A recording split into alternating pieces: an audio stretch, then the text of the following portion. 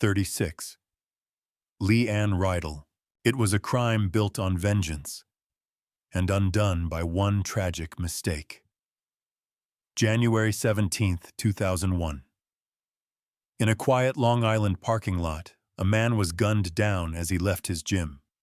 His name was Alexander Algeri, 32 years old, co-owner of the fitness center, and by all accounts well-liked, driven, and full of promise. His murder seemed senseless. There was no warning, no apparent motive, just a single chilling fact: whoever pulled the trigger had the wrong man. This was never supposed to be Algeri's story. According to prosecutors, the real target was Paul REIDEL, Algeri's best friend and business partner. Paul had been locked in a bitter custody battle with his estranged wife, Ann REIDEL, a Florida transplant with a complicated past, a new lover, and allegedly a deadly plan. Ann had left Paul the previous summer, taking their young son and over $100,000. She resettled in Florida, where she quickly became involved with Ralph Salerno, a strip club bouncer known more for his physique than his judgment. Together, they plotted to eliminate Paul. Not through legal means, not with negotiation, but permanently. But the plan, prosecutors argued, didn't stop there. Salerno recruited a third man, Scott Paget, a troubled bodybuilder with a drug habit and little to lose. The three men traveled from Florida to New York. Armed with a photo of Paul and instructions allegedly provided by Ann, they waited outside the gym. But when Algeri, driving a similar car and matching Paul's description, walked to his vehicle, they made a fatal misidentification. Algeri was shot and killed on the spot. He wasn't involved in the custody battle nor the financial disputes. He just happened to be in the wrong place at the wrong time. It would take more than a year for police to untangle what really happened. The break came when Scott Paget was arrested and began cooperating with investigators. He led them to Salerno, who admitted to pulling the trigger but insisted Ann was innocent. Still, the prosecution pressed forward, convinced she had orchestrated the entire scheme. At trial, the courtroom heard from 35 witnesses, including testimony that Ann provided the photograph and even uttered the words, "I want him dead." Her defense painted Salerno as a jealous obsessive acting on his own. But the jury wasn't convinced. In March of 2004, both Ann REIDEL and Ralph Salerno were convicted of first-degree murder. Salerno was sentenced to life without parole. Ann received 25 years to life. Scott Paget, in exchange for his cooperation, pleaded guilty to second-degree murder and was sentenced to 18 years to life. Despite her conviction, Ann has always maintained her innocence. Her legal team filed an appeal, and questions still linger about how much control she had or didn't have over the events that unfolded. But for the family of Alexander Algeri, the outcome was clear. Their son, their brother, their friend is gone, and no sentence, no appeal will bring him back. One moment of confusion, one cruel plan, and a life that was never meant to be lost became the ultimate casualty. A wrong man, a wrong motive, and a murder that was supposed to fix everything, but only destroyed more lives in the end. 37. Olivia RINER. On December 2nd, a fire ripped through a quiet home in Thornwood, New York. When the smoke cleared, a 3-month-old infant, Christy Fisher, was dead. The only adult home at the time, a 20-year-old Swiss au pair named Olivia RINER. Within 2 days, RINER was arrested and charged with murder and arson. To the local police, it seemed like an open and shut case. The foreign nanny, alone in the house, allegedly poured paint thinner and set multiple fires, one of them in the nursery. But from the beginning, the story was anything but simple. Olivia RINER came from Wettingen, Switzerland. Shy, soft-spoken, and barely fluent in English, she had come to the U.S. just a month earlier through a cultural exchange agency. Her references were clean, her experience solid. To the Fishers, Christie's parents, she seemed like a safe choice. But after the fire, everything changed. Police quickly claimed Reiner was the only one who could have started it. She had no lawyer, no translator, and was questioned for 10 hours. In broken English, she denied everything. Her words were simple but consistent. "I don't set no fire." The public reaction was swift. Olivia became known as the killer nanny, drawing parallels to a then-new thriller, The Hand That Rocks the Cradle. For many, the image of a sweet-faced au pair accused of unthinkable acts struck deep parental fears. But at trial, that confident narrative began to fall apart. Led by attorney Laura Brevetti, the defense exposed major cracks in the prosecution's case. No fingerprints, no accelerants on Olivia's clothing, no motive, and key evidence mishandled or simply missing. Paint thinner cans went untested. A blood sample near the nursery was discarded. Even the baby's car seat wasn't examined until 2 days later. And then came another twist. John Gallagher, the boyfriend of Christie's older half-sister, had arrived at the scene moments after the fire started. He claimed he kicked in the locked nursery door, extinguished the flames, and discovered Christie. But Brevetti pressed hard, suggesting Gallagher had a motive. He'd been asked to stop staying over after Olivia arrived. She implied favoritism. Gallagher's ties to local police ran deep. One officer on the case, a former coach, another referred to by Gallagher as Uncle Tony. Gallagher was granted immunity. Olivia was not. As the trial dragged on, doubts grew. Even the judge, Donald Silverman, publicly questioned the strength of the case. And when the jury returned its verdict after 13 hours of deliberation, they said the words many had stopped expecting: "Not guilty." The courtroom erupted. Olivia wept for the first time in public. Her parents embraced. Reporters called it a stunning reversal. The judge told her plainly, "You are now free." But freedom didn't mean closure. The Fisher family, still grieving, remained convinced of Olivia's guilt.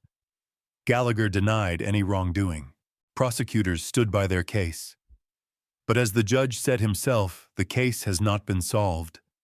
More than 3 decades later, the fire remains a haunting mystery, one tragic loss, one shattered family, and one young woman forever marked by a crime she insisted she didn't commit. 38. Mary Runkle. In the small town of Oneida, New York, in the summer of 1847, a woman named Mary Runkle sat in a modest home with blood on her clothes, bruises on her arms, and the body of her husband lying lifeless on the bed. She told the neighbors he'd died in a fit seizures in the night she claimed. But when the doctor arrived, what he saw told a very different story. The bruises, the missing teeth, the marks on John Runkle's throat that resembled a hand's final grip. The signs were clear. This was no accident. Mary Runkle was soon arrested for the murder of her husband, with suspicion extending even to her 12-year-old daughter Elizabeth, who had gone door to door that morning pleading for help. But this was not Mary's first brush with suspicion or tragedy. Born in 1797 in Root, Montgomery County, Mary Runkle had spent her life drifting from town to town with her husband John and their children. Everywhere they went, trouble followed. In one town, Mary was accused of forging an order to steal goods. In another, her husband was caught stealing shawls. A peddler disappeared after stopping at the Runkle home. Soon after, Mary's daughters were seen in brand new dresses. Days later, those same girls were found drowned in just inches of water. And not long after that, Mary's son, who might have known what happened, died mysteriously of what she called measles. The authorities couldn't prove any of it. But the pattern was difficult to ignore. Mary moved again and again. Floyd, Westmoreland, Rome. Everywhere she went, accusations followed: petty theft, perjury, even burning down a barn. At the time of her husband's death, she was already under indictment for stealing clothes off a neighbor's line. But murder, this was different. On September 16, 1847, Mary RUNKLE went on trial in the Oneida court of Oyer and Terminer. The evidence, while circumstantial, was damning. Blood-stained clothing hidden in the attic, conflicting testimonies, signs of a struggle. The jury deliberated less than 3 hours. Mary was found guilty of first-degree murder and sentenced to death by hanging. While awaiting her execution, Mary published a pamphlet titled Life and Confession of Mary RUNKLE. In it, she spoke not of guilt, but of sorrow, describing her life as a cup of affliction, drugged with the bitterest draught of gall. She admitted to thefts, yes, but insisted she was innocent of any killing. Her words were poetic, her message hauntingly defiant. But the courts did not relent.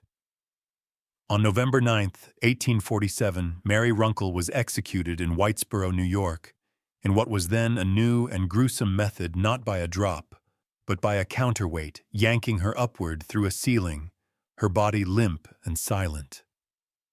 A mother, a wife, a woman accused of parricide, suspected of more.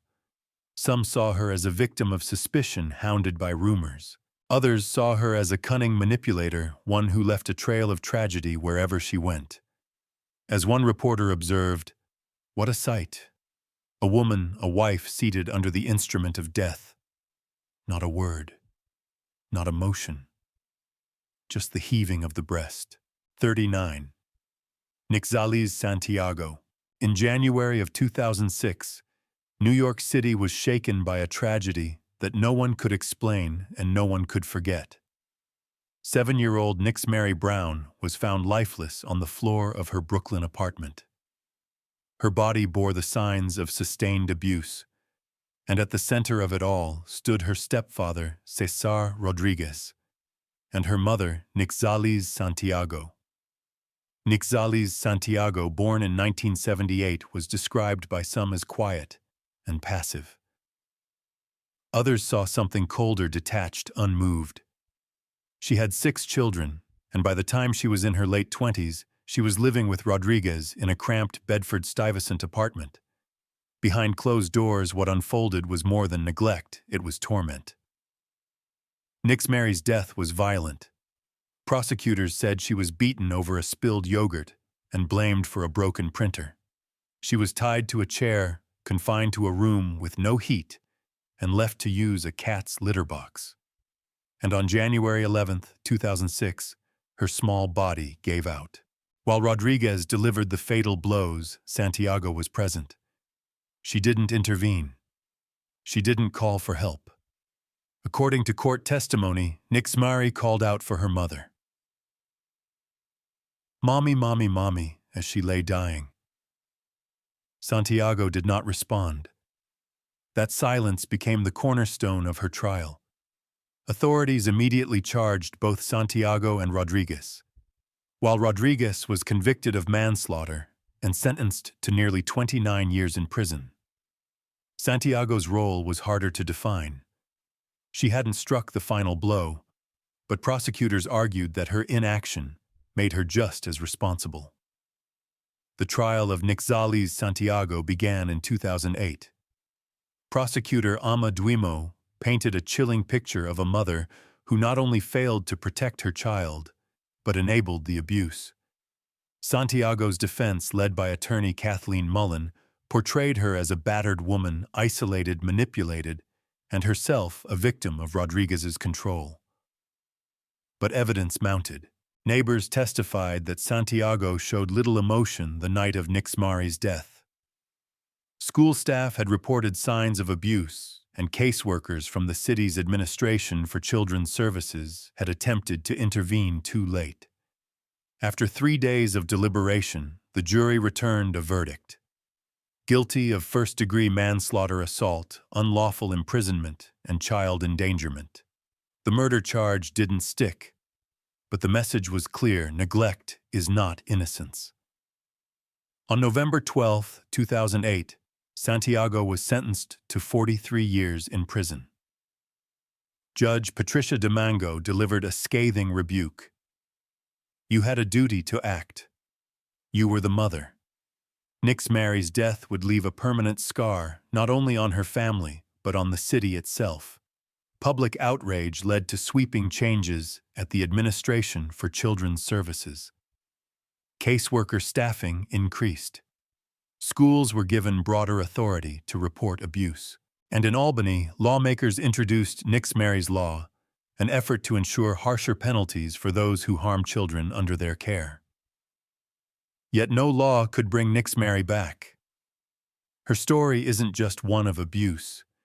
It's about the silence that followed, the closed doors, the missed signs, the moments where anyone could have acted. Pause. Music fades to a hush. In the end, it wasn't just what Santiago did. It was what she didn't do. 40. Kathryn Dempsey SCHOCH. On Christmas Eve 1934, the quiet streets of Perrysville, Pennsylvania, were lined with garlands and glowing lights. It was the kind of small town where tragedy felt impossible until it came knocking at one family's door. Her name was Kathryn Dempsey SCHOCH. A trained nurse from Dunkirk, New York, she was 40 years old, recently widowed, and still grieving the sudden death of her only child, a 7-year-old son, who had passed just weeks before the holidays. Those who knew her said she seemed distant, sorrowful. But no one imagined what her grief might become. In the days leading up to Christmas, Kathryn visited her sister in Dunkirk, Ruth Dempsey Hughes. The two were seen together on the morning of December 22nd. That evening, Ruth was shot in her bed. Police wouldn't discover her body until the next day, when news of a separate, more horrific event had already broken. After leaving her sister's apartment, Kathryn traveled by taxi to Pittsburgh, to the home of her brother, Walter Dempsey, a decorated World War I veteran and father of 4. Walter welcomed her in. It was the holidays. She arrived bearing gifts, laughter, and for a moment, the promise of joy. But sometime in the early hours of December 24th, the mood shifted. According to police, Kathryn methodically closed every blind in the home and even nailed a cloth over a bare window. Then, with a pistol in hand, she moved room to room. When the sun rose, 6 people were dead, her brother Walter and his sons Robert Thomas Walter Jr. and David the youngest, only 15 months old. Walter's wife Clara had been shot but survived. She managed to escape the house and reach a nearby church, crying out for help. The scene inside their home stunned even seasoned officers. Back in Dunkirk, investigators pieced together the timeline. When they entered Kathryn's apartment, they found her sister Ruth already dead. A note left behind in Kathryn's handwriting expressed her unbearable grief she could not celebrate Christmas without her son.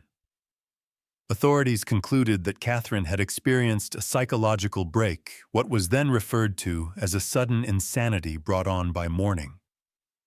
Today, we might describe it as a severe depressive episode triggered by trauma unaddressed and left to fester in silence. After taking the lives of her family, Kathryn took her own by ingesting poison. She died hours after the attack, leaving behind only questions, sorrow, and a shaken town. The tragedy stunned the nation. Headlines called it a Yuletide massacre, and Christmas that year was quiet in Perrysville. But beyond the horror, there was a deeper reckoning, one about grief, mental health, and the fragility of the human mind. The house where it happened stood for decades, aging with the neighborhood. In 2011, it was quietly demolished. But the memory never left. Local lore kept the story alive, one that began with loss and ended in unimaginable heartbreak. Kathryn SCHOCH's name is rarely mentioned today. But the lessons from that winter night remain chillingly relevant. Grief does not heal in silence. Pain left unattended can twist even the most nurturing souls into something unrecognizable. 41. Kathryn Marie SEEBER. In February of 2000, a quiet neighborhood in Saratoga County, New York, became the backdrop for a crime that shocked the community not because of who was murdered, but because of who did it. Her name was Kathryn SEEBER. Just 18 years old from the small town of Wilton, she was soft-spoken, intelligent, and by most accounts, troubled. Her family life had been fractured. She'd recently dropped out of school and had begun a turbulent relationship with a man named Jeffrey Hampshire, older, controlling, and with a growing criminal record. On the night of February 12th, Kathryn and Jeffrey entered the home of 91-year-old Ruth Witter, Kathryn's step-great-grandmother. The original plan, they claimed, was burglary. But something went wrong. According to SEEBER, Hampshire strangled Witter with an electrical cord. Together, they duct-taped her hands and face and left her body in a snowbank in Stillwater. 6 days later, a tip from a friend led police to the body. Kathryn confessed and led them through every step. In court, she claimed she acted under Hampshire's influence, a victim of manipulation and emotional abuse. Still, she pleaded guilty to second-degree murder in 2001 and was sentenced to 20 years to life. Hampshire, her co-defendant, was acquitted by a jury. It could have ended there. But it didn't. Years later, the forensic evidence used to convict SEEBER unraveled. The technician who tied her to the scene had falsified tests in dozens of cases. He later took his own life amid a growing scandal. With that revelation, SEEBER's conviction was thrown out in 2011. A new trial was ordered. Rather than face a courtroom again, Kathryn entered what's called an Alford plea, admitting that the prosecution had enough evidence to convict her while still maintaining her innocence. She accepted a reduced sentence for manslaughter and burglary. Having already served 12 years, she was released in July 2012. By all appearances, Kathryn SEEBER was trying to rebuild. She got work as a nanny, then an office manager. She spoke openly about her experiences as a survivor of domestic violence. In prison, she'd led workshops for other women trapped in the same cycle. Her defenders said she was living proof that rehabilitation was possible. But less than a year after her release, tragedy struck again. On June 4, 2013, Kathryn was found stabbed to death in her apartment in Queens. Her killer, Pedro Sanchez, a jealous ex-boyfriend with a long history of violent crime. He was arrested at the scene. The woman who had once been convicted of murder had herself become the victim of one. Her death, said those who knew her, was a devastating twist in a life marked by trauma, poor choices, and ultimately an attempt at redemption. Public defender John Ciulla, who stood by Kathryn from her first trial through her appeal, said her murder was a tragic example of how deeply the cycle of violence can run. Kathryn SEEBER was never fully defined by her crime, nor was she absolved of it. Her story is one of consequence but also of complexity, a life where justice, rehabilitation, and tragedy met in ways no court could untangle. 42. Lydia SHERMAN. In the quiet towns of 19th-century New England, death was never a stranger. But between 1864 and 1871, an invisible killer moved in silence, leaving behind grieving families, sealed coffins, and unanswered questions. Her name was Lydia SHERMAN. Born in 1824 in Burlington, New Jersey, she lived an unremarkable early life. But behind her ordinary appearance and calm demeanor was a calculating mind, one that would earn her the grim title, the Derby Poisoner. Lydia's story begins with tragedy, or so it seemed. Her first husband, Edward, struck a police officer, died suddenly. A grieving widow with 6 children, Lydia claimed he'd taken the wrong medicine. No one questioned her. Then one by one her children died as well. 6 small funerals, 6 quiet graves, and no suspicions. But there was a pattern, one that wouldn't be seen until it was too late. In 1868, Lydia married again, this time to Dennis Hurlburt, a wealthy farmer from Connecticut. He too died under sudden and painful circumstances, leaving Lydia both a widow and the sole beneficiary of his estate. But the money didn't last, and Lydia didn't wait long. Just 2 years later, she became the housekeeper for Nelson Sherman, a widower with 2 children. Soon she was his wife. But once again, death followed. First his infant son, then his teenage daughter. Finally, in May of 1871, Nelson himself, after drinking a cup of hot chocolate prepared by Lydia. This time, the community began to ask questions. Dr. Beardsley, a local physician, had grown suspicious. He ordered the children's bodies exhumed. The tests confirmed his fears. Arsenic enough to kill multiple adults was present in their remains. The Derby poisoner had been discovered. But Lydia had already fled to New York City. She was eventually tracked down, arrested, and extradited back to Connecticut. Though authorities believed she was responsible for the deaths of at least 10 people, 3 husbands, 6 children, and a stepdaughter, only one charge would stick. In 1872, Lydia Sherman was convicted of second-degree murder and sentenced to life in prison. Behind bars, she remained elusive and manipulative. She faked illness, staged fainting spells, and even dyed her skin with yellow crayons to appear gravely ill. She convinced some she was near death. But it was all part of a plan, because in 1877 she escaped.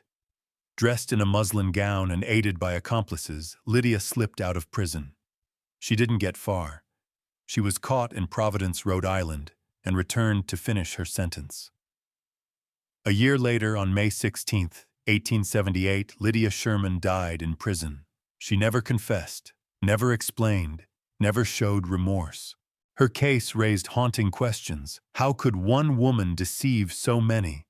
How could death visit her so often without consequence?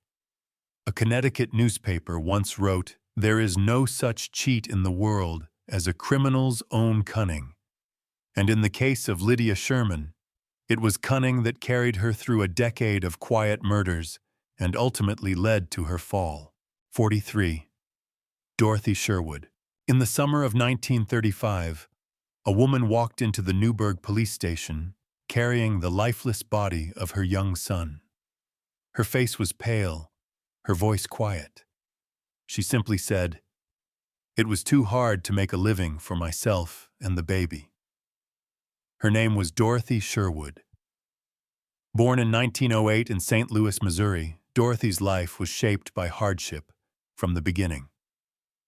The daughter of a foundry worker with 6 marriages behind him, Dorothy lost her mother at age 9 and was sent to an orphanage. It was there she found refuge in the Salvation Army, donning the red-ribboned bonnet and singing gospel hymns across the South. But life on the margins didn't offer many paths.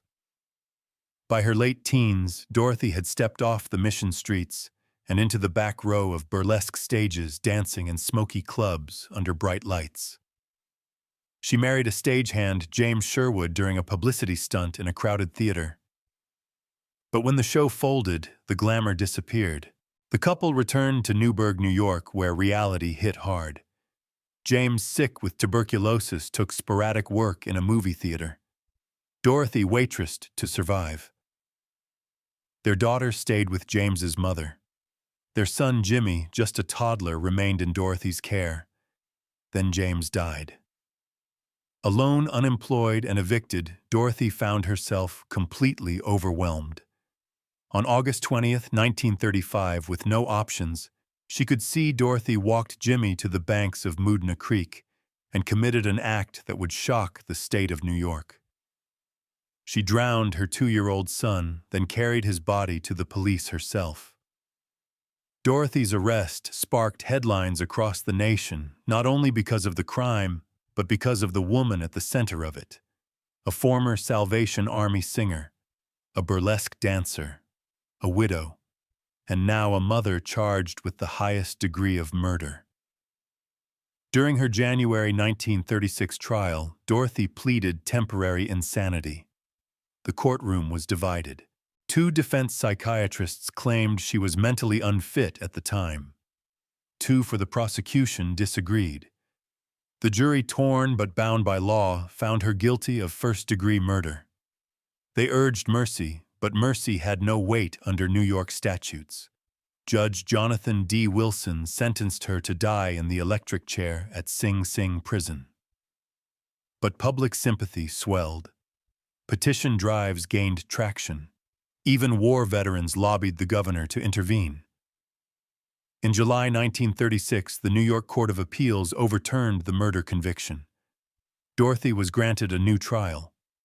This time she entered an Alford plea to first-degree manslaughter, admitting that the state could likely prove its case but not confessing guilt outright. She was sentenced to 6 to 15 years. Dorothy Sherwood served just over 3. In 1939, she was paroled. The Salvation Army took her back not as a singer, but as a clerical worker. Quietly, she resumed her life in the shadows, allowed occasional visits with her surviving daughter, Dorothy May. Her story remains nearly forgotten today. But in 1935, Dorothy Sherwood was a symbol of how desperation, grief, and mental anguish could collide in one irrevocable moment, and of how justice sometimes has to look beyond the law to see the human behind the headline. 44. Ruth Brown. SNYDER. In the heart of the Roaring Twenties, a time of jazz speakeasies and rising modernity, a quiet home in Queens, New York, became the scene of one of America's most sensational and ill-fated crimes. Her name was Ruth Brown SNYDER. Tall, blonde, and cold-eyed, she seemed the portrait of middle-class domesticity. But behind her polished smile there was a calculating mind. Nicknamed the Granite Woman for her steely demeanor, Ruth was trapped in a loveless marriage to Albert SNYDER, an aloof magazine editor still obsessed with the memory of a long-dead fiancé. In 1925, Ruth met Henry Judd Gray, a meek corset salesman with a weak chin and an even weaker will. He was mild, forgettable, and desperately lonely. Ruth dominated him from the start, calling herself Momsy, and insisting he call her that too. Their affair was passionate, but it would soon turn deadly. Fueled by resentment and greed, Ruth began plotting her husband's murder. She took out a life insurance policy on Albert, $48,000 with a double indemnity clause, an enormous sum at the time. Judd resisted her pleas at first, but she pushed. She pouted. She threatened. And eventually he gave in. On March 20th, 1927, Judd traveled from Syracuse to Queens. Ruth had laid everything out: gloves, chloroform, picture wire, and a 5-pound sash weight. That night, with her 9-year-old daughter asleep just down the hall, Ruth let Judd into the house. What followed was clumsy, panicked, and cruel. Albert SNYDER, fast asleep, never stood a chance. Judd struck first, but his blow barely landed. Albert woke, fighting for his life. Judd screamed for help, "Momsy, Momsy, for God's sake, help," and Ruth answered. Together, they finished the job. A blunt object. A wire garrote. Chloroform. Then they staged a robbery, scattering furniture, hiding valuables, tying Ruth up to sell the illusion of an intruder. But the police weren't convinced. Detectives noticed the scene looked staged. The stolen jewelry hidden under Ruth's mattress. A tie clip with Judd Gray's initials found on the floor. When asked casually about Jeju, Ruth blurted out, "What does Judd Gray have to do with this?" before he'd even been mentioned. The lie unraveled in hours. Both confessed. Both turned on each other. And when the trial began, the media circus followed. The press dubbed it the dumbbell murder, not for its brutality, but for its sheer stupidity. In the end, neither sympathy nor strategy could save them. The jury deliberated for just 98 minutes. The verdict, guilty. The sentence, death. On January 12, 1928, Judd Gray went to the electric chair first. He was calm. He had received a final letter from his wife. She had forgiven him. Ruth SNYDER followed minutes later. her final words spoken through sobs. "Jesus, have mercy on me." As the current surged, a hidden ankle camera captured the moment, a haunting photograph that made front pages nationwide and became one of the most infamous images in true crime history. Today, the SNYDER Gray case is a footnote, a grim cautionary tale of lust, greed, and human weakness. But in its time, it mesmerized a nation. Not because the crime was clever, but because it was so tragically, undeniably foolish. 45. Marybeth Tinning. In a quiet neighborhood in Schenectady, New York, Marybeth Tinning was known as a devoted mother, a woman marked by relentless tragedy. Over a span of 14 years, she would lose all 9 of her children. To outsiders, it seemed like a cruel twist of fate. But behind the closed doors of the Tinning household, a disturbing truth was waiting to be uncovered.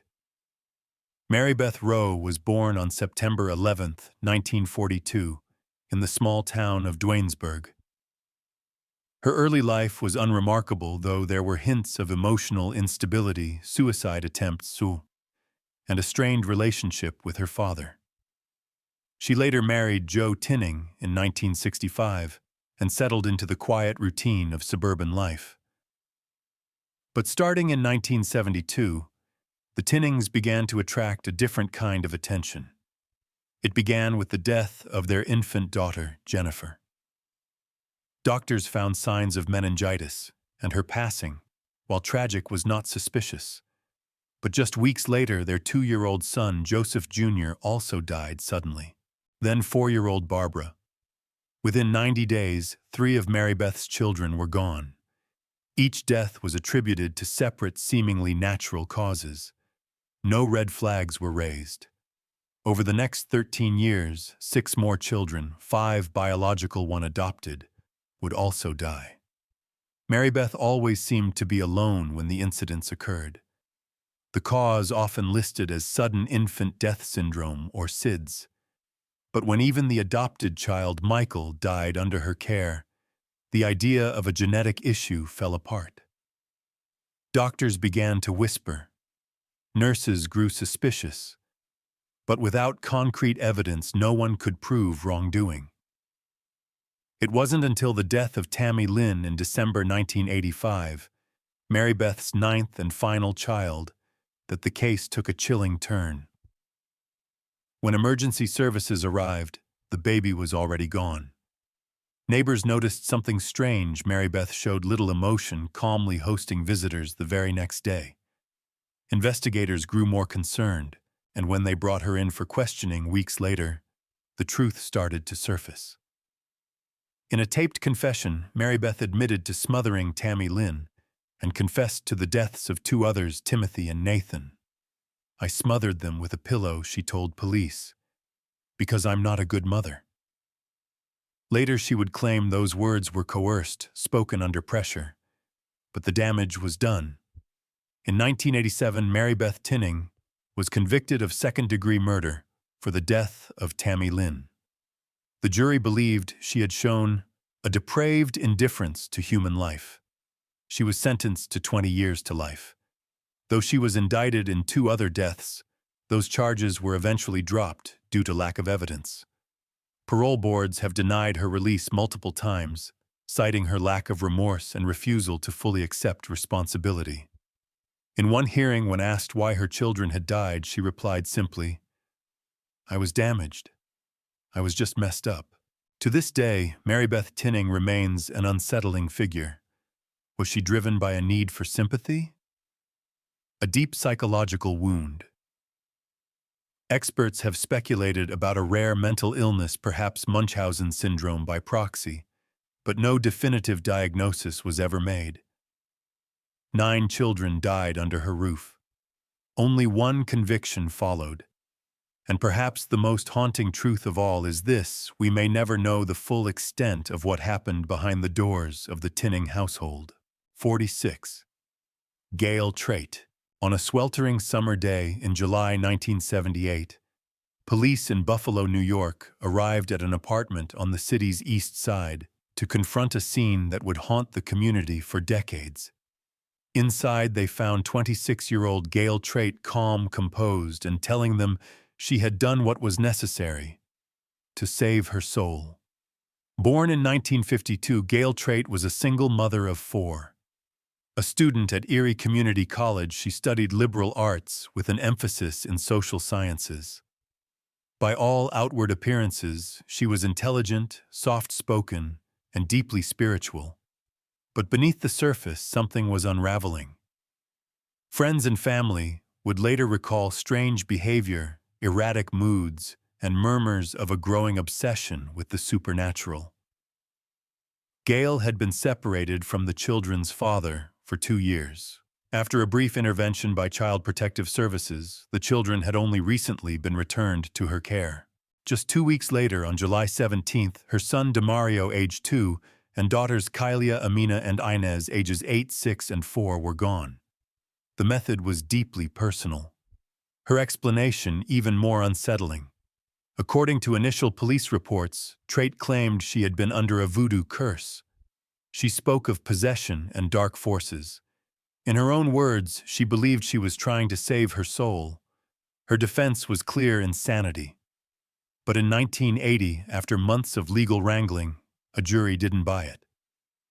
4 psychiatrists testified, 2 for the defense diagnosing her as a paranoid schizophrenic, 2 for the prosecution arguing she acted out of anger and understood what she had done. The jury believed the latter. Gail TRAIT was convicted of 4 counts of second-degree murder and sentenced to 25 years to life in prison. But that wasn't the end. In 1988, nearly a decade into her sentence, New York's appellate division threw out the conviction. The reason: her court-appointed defense attorney had failed her in nearly every possible way, poorly prepared, unprofessional, and ineffective. The court ruled she had been denied her Sixth Amendment right to competent legal counsel. A new trial was ordered. This time, the ruling changed. After further psychiatric evaluation, Gail was declared legally insane. Rather than return to prison, she was committed to a state psychiatric facility. She would spend another 10 years there. In 1998, 20 years after the tragedy, Gail TRAIT was released. No longer an inmate, no longer a patient. Her name slipped from headlines. Her story largely forgotten. But her case remains a rare and deeply disturbing one. A mother who, in her mind, believed she was carrying out an act of spiritual necessity. Was she broken by pressure, consumed by delusion? Or was it something darker, a moment of psychological collapse no one saw coming? There are no simple answers, only 4 lives lost, and a haunting silence that followed. 47. Elizabeth Van Valkenburgh. In the winter of 1846, crowds gathered outside the Fulton County Jail in upstate New York, braving the cold to witness something both grim and extraordinary: the public execution of a woman. Her name was Elizabeth Van Valkenburgh, and her crime would etch her name into American legal history.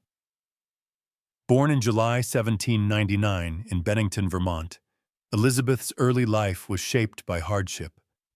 Orphaned at just 5 years old, she was raised with little education and no religious grounding. Her first marriage came at the age of 20. 4 children followed, and the family moved, often finally settling in New York. But something dark stirred beneath the surface of her seemingly ordinary life. In 1833, Elizabeth's first husband died. She claimed it was due to exposure and illness. But years later, after her second arrest, she admitted the truth: she had poisoned him, adding arsenic to his rum after he defied her warnings about drinking in taverns. At the time, no one suspected a thing. His death passed without investigation. A year later, Elizabeth remarried. Her new husband, John Van Valkenburgh, was described as quarrelsome and often drunk. They had 2 children together. But as his drinking worsened and tensions grew, Elizabeth began contemplating a terrible solution. In her own words, John was in a frolic for several weeks, never came home sober nor provided anything for his family. She confessed that her sons had offered to relocate her and the children westward, away from her husband's abuse. When John refused, she acted. In early 1845, she mixed arsenic into his tea. He became ill but recovered. Undeterred, she tried again. This time the poison was disguised in brandy, boiled with water cooled, and served without sediment. Her husband died on March 16th. But Elizabeth's guilt was immediate. In a written confession from her jail cell, she described the moment he collapsed. "If the deed could have been recalled, I would have done it with all my heart." After the murder, she fled only to fall from a hayloft while hiding in a barn. With a broken leg and nowhere left to run, she was arrested and charged with second-degree murder. The trial was swift. Though her defense pointed to years of abuse, her confession sealed her fate. On January 24, 1846, she was sentenced to hang. Because of her injury and obesity, Elizabeth couldn't stand at the gallows. She was brought in rocking gently in her chair when the trap was sprung beneath her. Her final words were reflective, not bitter. In a public confession written just days before her execution, she blamed her actions on a life of hardship, an ungovernable temper, and her husband's alcoholism. But she took full responsibility. "I freely forgive my enemies, as I hope through the mercy of God in Christ to be forgiven," she wrote. Elizabeth van Valkenburgh's execution marked one of the few times in 19th-century America that a woman was hanged for murder. Her story, equal parts tragic and chilling, remains a stark reminder of the consequences of unchecked despair, poverty, and a system ill-equipped to deal with either. Justice in her case came swiftly, but her legacy lingers, a name remembered not just for her crime, but for the rocking chair that carried her to her death. 48. Carolyn Warmus. She was young, beautiful, and brilliant. A schoolteacher with a psychology degree, a Columbia master's, and a family fortune behind her. But behind Carolyn Warmus's polished exterior lay something darker: obsession, entitlement, and an inability to let go. Born in 1964 in Troy, Michigan, Carolyn Warmus grew up in privilege. Her father was a self-made millionaire. But early trauma and fractured relationships may have left lasting marks. Friends later described her as emotionally intense. When relationships soured, she didn't let go. She followed, called, and even impersonated others to stay connected. One ex-boyfriend filed for a restraining order after she falsely claimed she was pregnant with his child. By 1987, Warmus was teaching at Greenville Elementary in Westchester County, New York. There she met fellow teacher Paul Solomon, a married man. The two began a passionate affair. She became close to his teenage daughter, bought her expensive gifts, and inserted herself into his family life. To outsiders, she was the ideal friend. But beneath the surface, Carolyn wanted more than love. She wanted permanence. And in her mind, one person stood in the way: Paul's wife, Betty Jean Solomon. On the night of January 15, 1989, Betty Jean was found dead in the couple's Greenberg condominium. She had been shot multiple times. There were no signs of forced entry. The house phone had been ripped from the wall. Paul Solomon discovered the body and quickly became the prime suspect until he provided an alibi. He'd been at a bowling alley and then spent the evening with Carolyn at a nearby Holiday Inn. Witnesses confirmed the timeline. Still, the story didn't sit right with investigators. Months later, Paul broke off the affair. Carolyn didn't take it well. She followed him on vacation, called his new girlfriend's family, and begged to win him back. Then came a breakthrough. A private investigator, Vincent Parco, admitted he'd sold Carolyn a .25 caliber pistol with a silencer shortly before the murder. Phone records showed a call from her apartment to a gun shop. just hours before Betty Jean's death. The ammo purchased matched the bullets used.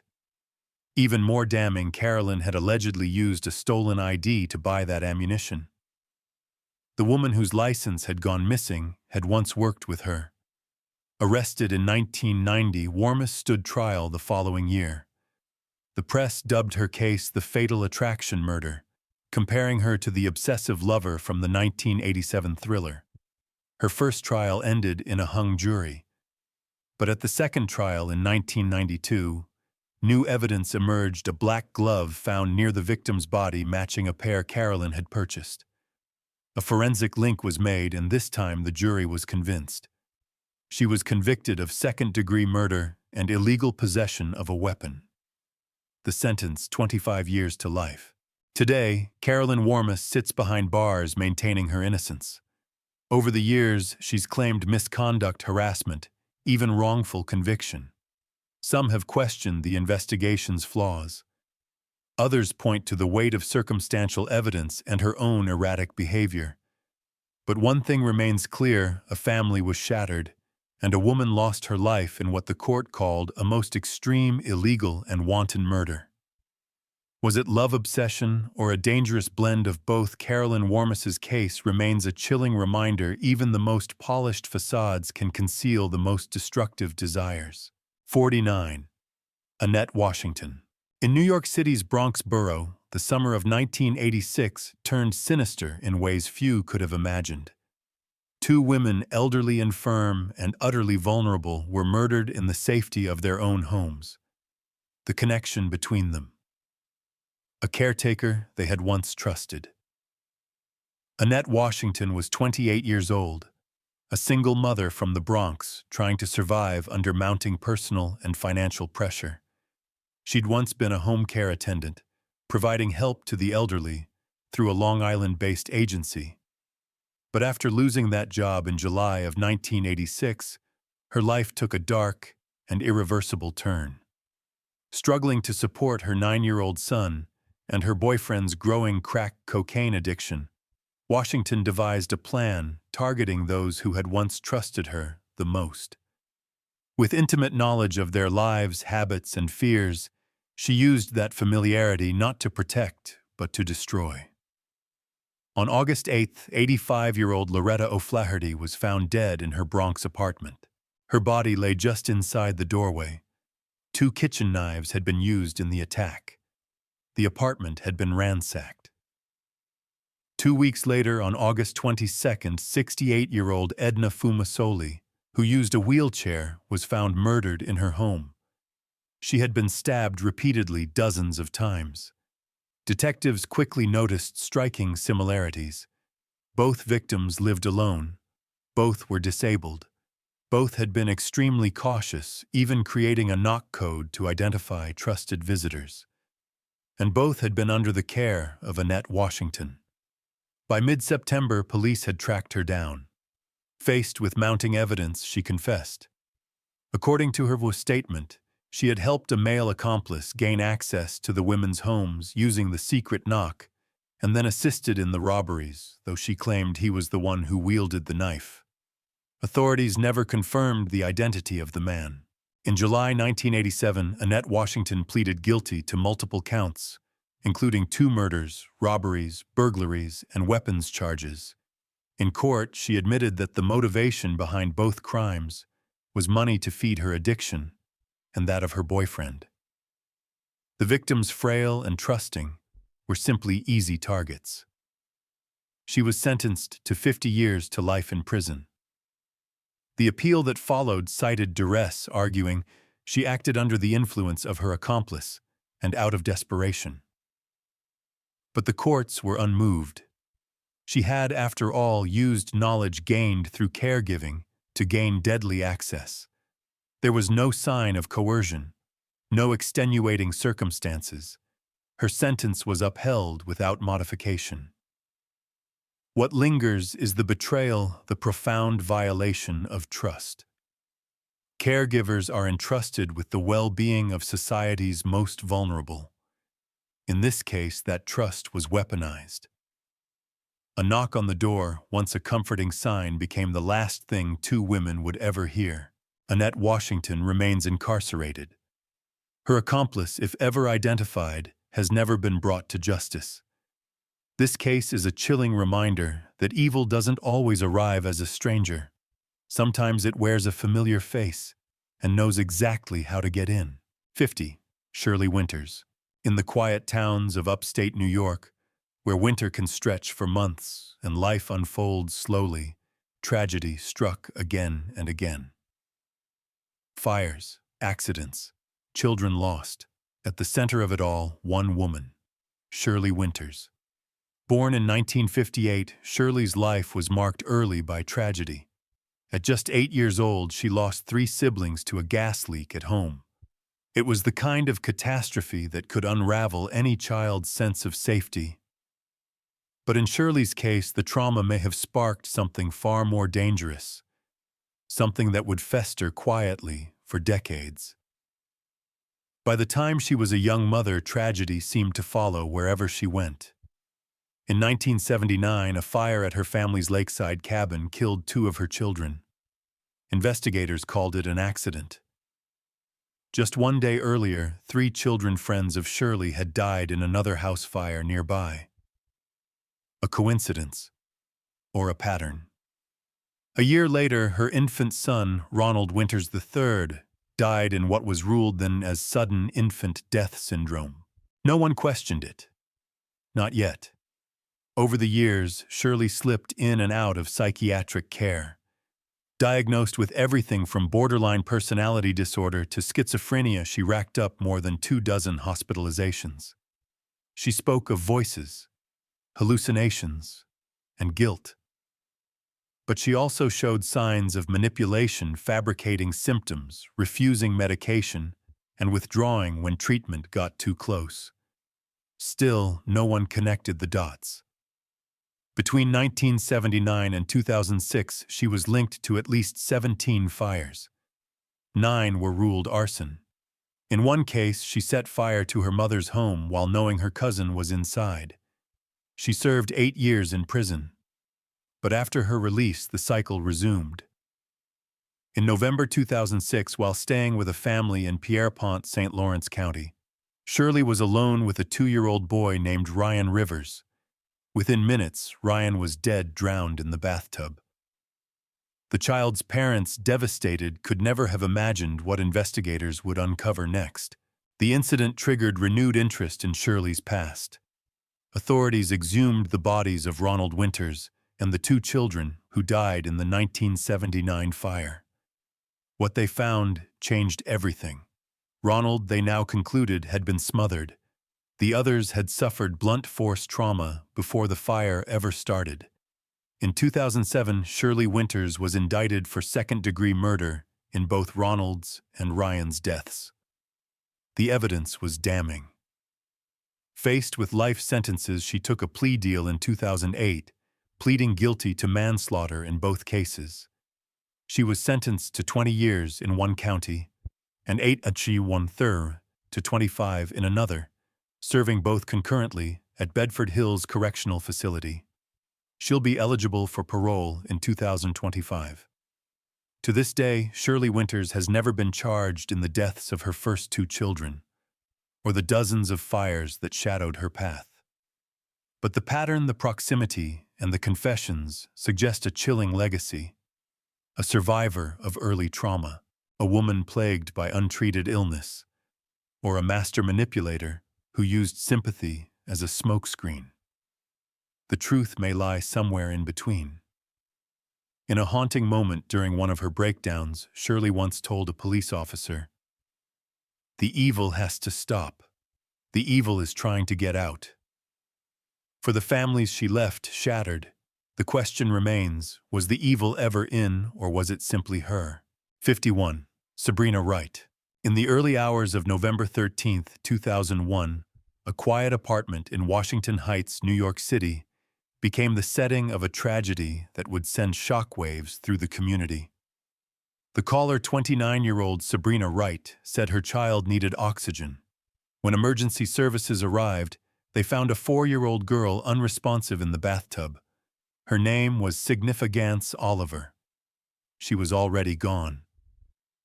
What unfolded next wasn't a story of simple neglect or even malice in the traditional sense. It was the culmination of a lifelong struggle with untreated, unrelenting mental illness. Sabrina WRIGHT was born in 1972 and first hospitalized for psychiatric reasons at the age of 7. Her childhood was marked by instability and trauma. Diagnosed repeatedly, she cycled in and out of mental health facilities more than 24 times over the following decades. By her 20s, she had 4 children, none of whom remained in her care. The 2 eldest were permanently removed by child welfare officials. And in 1999, her infant twin daughters, Significance and Elegance, were sent to live with an aunt in Virginia after allegations of abuse. But in a series of tragic bureaucratic missteps, custody was returned to WRIGHT in 2000 without proper evaluation. For a time, the twins appeared to be well cared for. Neighbors recalled them dressed alike, playing outside, laughing. But behind closed doors, Sabrina's mental state was deteriorating rapidly. She reported hallucinations, paranoia, and voices. She believed her daughter Significance was possessed by the spirit of her own deceased mother, and that she had been chosen to cast the demon out. On that November morning, she attempted what she described as a blessing in the bathtub. Under questioning, she told the court, "I put her in the tub and tried to bless her with the water, and I held her under too long." The autopsy confirmed the cause of death: drowning. Sabrina was arrested at the scene. She offered no resistance, only confusion. She was charged with murder. But as the investigation progressed, one fact became clear to prosecutors, doctors, and the court. Sabrina WRIGHT was profoundly ill. In June 2003, after expert psychiatric evaluations, she was found not criminally responsible due to severe mental disease. A Manhattan judge accepted her plea, acknowledging that she lacked the capacity to understand her actions or their consequences. Rather than prison, WRIGHT was committed indefinitely to a secure forensic mental institution. She remains there to this day. Her surviving twin daughter, Elegance, was placed into protective care. Her future forever shaped by a moment she was lucky to survive. The case raised questions far beyond the courtroom about the failures of mental health systems, the consequences of missed red flags, and the fragile line between delusion and danger. One psychiatrist described WRIGHT's condition as untreated psychosis with strong religious and persecutory themes. Another called it simply a life of unresolved trauma. In court, WRIGHT, heavily medicated, reflected through tears, "The medications make me feel better. I understand everybody now. It was too late for understanding. Too late for the little girl who never stood a chance." And so the story of Sabrina WRIGHT remains a cautionary tale of what can happen when illness is misunderstood. Intervention comes too late in the people we rely on to protect the vulnerable. Look the other way.